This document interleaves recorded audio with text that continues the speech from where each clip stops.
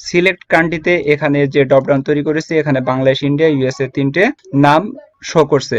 আমি এখানে বাংলাদেশ সিলেক্ট করে দিলাম এবং সিলেক্ট সিটি থেকে এখানে সঙ্গে সঙ্গে বাংলাদেশের সিটিগুলো এখানে শো করছে। এখানে ঢাকা দিয়ে দিলাম। সিলেক্ট কান্ট্রি থেকে আমি আবার এখানে ইন্ডিয়া করে দিলাম। সঙ্গে সঙ্গে এখানকার ড্রপডাউনের এই লিস্টে ইন্ডিয়ার সিটির নেমগুলো চলে এসেছে। ডিয়ার ভিউয়ার্স, আমি এখান থেকে দিল্লি সিলেক্ট করে দিলাম। আবার যদি আমি সিলেক্ট কান্ট্রি থেকে এখানে ইউএসএ করে দিই, তাহলে এখানে সঙ্গে সঙ্গে সিলেক্ট সিটি থেকে ইউএসএ সিটিগুলো চলে এসেছে। আসসালামু আলাইকুম ডিয়ার ভিউয়ার্স, আশা করি আপনারা সবাই ভালো আছেন। মাইক্রোসফট এক্সেল আরেকটি নতুন টিউটোরিয়ালে আপনাদের সবাইকে স্বাগতম। আজকের টিউটোরিয়ালে আমরা শিখব কিভাবে ডিপেন্ডেন্ট ড্রপডাউন তৈরি করতে হয়।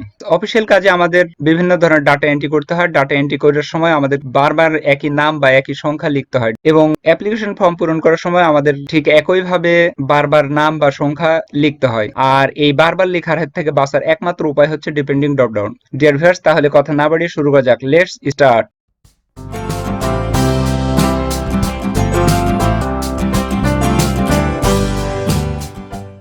ওয়েলকাম ব্যাক ডিয়ার ভিউয়ার্স, আমি এখানে সিলেক্ট কান্ট্রি ও সিলেক্ট সিটি থেকে এখানে ড্রপডাউন গুলো রিমুভ করে দিয়েছি। ডিয়ার ভিউয়ার্স, তাহলে আমরা এখন ডিপেন্ডিং ড্রপডাউন তৈরি করব। ডিপেন্ডিং ড্রপডাউন তৈরি করার জন্য প্রথমে আমাদের এখানে যে কান্ট্রিগুলোর নেম আছে এই কান্ট্রিগুলো সিলেক্ট করে দিতে হবে এবং ফর্মুলাস মেনু থেকে আমাদের ক্রিয়েট ফ্রম সিলেকশনে ক্লিক করতে হবে এবং এখানে অপশন আছে top row, left row, bottom row এবং রাইট রো। এখান থেকে টপ রো সিলেক্ট করে ওকে করে দিতে হবে। এটা সিলেক্ট করার কারণ হচ্ছে আসলে আমাদের কান্ট্রি নেমটি এখানে চলে এসেছে এবং কান্ট্রির মধ্যে এখানে বাংলাদেশ, ইন্ডিয়া, ইউএসএ চলে এসেছে। এটা আমরা দেখব কি করে। নেম ম্যানেজারে ক্লিক করব, তাহলে আমাদের এখানে শো করছে কান্ট্রি এবং কান্ট্রির মধ্যে ভ্যালু বাংলাদেশ, ইন্ডিয়া এবং ইউএসএ।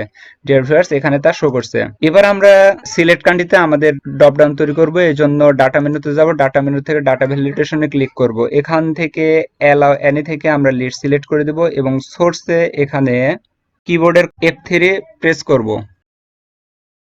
পেস্ট নেম কান্ট্রি এখানে আছে, আমাদের এই কান্ট্রিটি সিলেক্ট করে আমরা ওকে করে দেব। তাহলে আমাদের এই সোর্সে এখানে কান্ট্রি চলে এসেছে। এবার আমরা আবার ওকে করে দেব। ডিয়ার ভিউয়ার্স, আমাদের এখানে ড্রপডাউন তৈরি হয়ে গেছে। আমরা এখান থেকে কান্ট্রি নেমগুলো সিলেক্ট করে দিতে পারি। এবার আমরা সিলেক্ট সিটি এই সেলে আমরা ড্রপডাউন তৈরি করব এবং এই সেলের ড্রপডাউন তৈরি করার জন্য যে এখানে বাংলাদেশের সিটিগুলো আছে, ইন্ডিয়া সিটি আছে, ইউএসএ সিটি আছে, এই সিটিগুলো এখানে শো করতে হবে।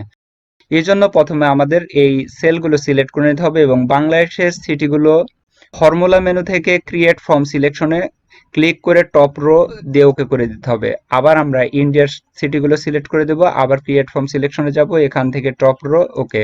ডিয়ার ভিউয়ার্স, এবার আমরা ইউএসএ সিটিগুলো সব সিলেক্ট করে দিয়ে ক্রিয়েট ফ্রম সিলেকশনে যাব এবং এখান থেকে টপ রো, এরপরে ওকে। আমাদের এগুলো সব সিলেক্ট হয়েছে, এটা দেখার জন্য আবার নেম ম্যানেজারে যাব। তাহলে এখানে ক্লিক করলে যে বাংলাদেশ, বাংলাদেশের সিটিগুলো, ইন্ডিয়া, ইন্ডিয়ার সিটিগুলো এবং ইউএস এবং ইউএসএর সিটিগুলো এখানে চলে এসেছে। আমি এটা কেটে দিলাম। এবার আমরা এই সেলটি সিলেক্ট করে দেব এবং ডাটা মেনুতে যাব। এখান থেকে ড্রপডাউনে ক্লিক করব। ড্রপডাউনে অ্যানি ভ্যালু থেকে আমরা লিস্ট সিলেক্ট করে দেব এবং সোর্সে এখানে একটি ফর্মুলা ব্যবহার করব। ডিয়ার ভিউয়ার্স, আমরা প্রথমে ইকুয়াল দেব, দিয়ে লিখব ইনডাইরেক্ট INDIRECT ফার্স্ট ব্র্যাকেট শুরু। এবার আমরা আমাদের যে এই সিলেক্ট কান্ট্রি এই সেলটি সিলেক্ট করে দেব, এরপরে ফার্স্ট ব্র্যাকেট ক্লোজ করে দেব, দিয়ে ওকে করে দেব।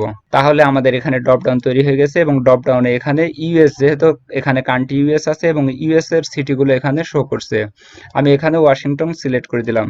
এবার আমরা এখান থেকে বাংলাদেশ সিলেক্ট করে দিলাম এবং এখানে বাংলাদেশের সিটিগুলো ঢাকা, রাজশাহী, খুলনা নেমগুলো শো করছে।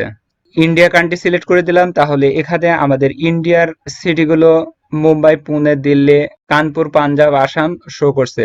ডিয়ার ভিউয়ার্স, তাহলে আমরা খুব সহজে ড্রপডাউন লিস্টটি তৈরি করতে পারলাম। আজকের টিউটোরিয়াল থেকে যদি আপনি বিন্দুমাত্র কিছু শিখে থাকেন, অবশ্যই টিউটোরিয়ালে একটি লাইক দিবেন এবং আপনার মূল্যবান মন্তব্য অবশ্যই কমেন্ট করে জানাবেন। আজকের টিউটোরিয়াল এখানে শেষ করছি। আসসালামু আলাইকুম।